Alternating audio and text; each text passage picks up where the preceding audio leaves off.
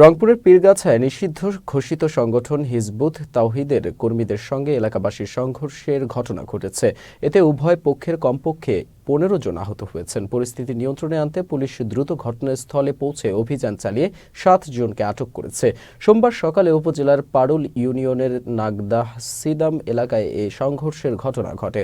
Police ও স্থানীয় সূত্রে জানা গেছে, হিজবুত তাওহিদের প্রায় ৪০ জন কর্মী সেখানে একটি গোপন বৈঠক করছিল। বৈঠকের খবর পেয়ে এলাকাবাসী তাদের বাধা দেয়।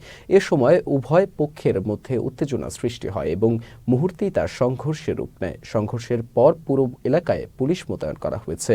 বর্তমানে ওই এলাকায় উত্তেজনা বিরাজ করলেও পরিস্থিতি নিয়ন্ত্রণে রয়েছে। পারুল ইউনিয়নের সিদামহাট এলাকায় একটি অগ্নি দুর্ঘটনা ঘটে।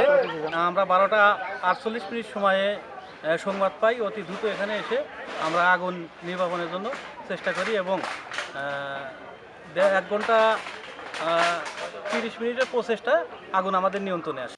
প্রথমত হিজবুত তাওহিদ নামে একটি সংগঠন আমি জানতে পেরেছি, আজকে সকালবেলায় জানতে পেরেছি, তাও প্রায় 10টা 10:30টার দিকে। এটি আমার নলেজে ছিল না। হিজবুত তাওহিদ নামে সংগঠনটি তারা আগামীকাল একটি সমাবেশ করার চেষ্টা করছিল।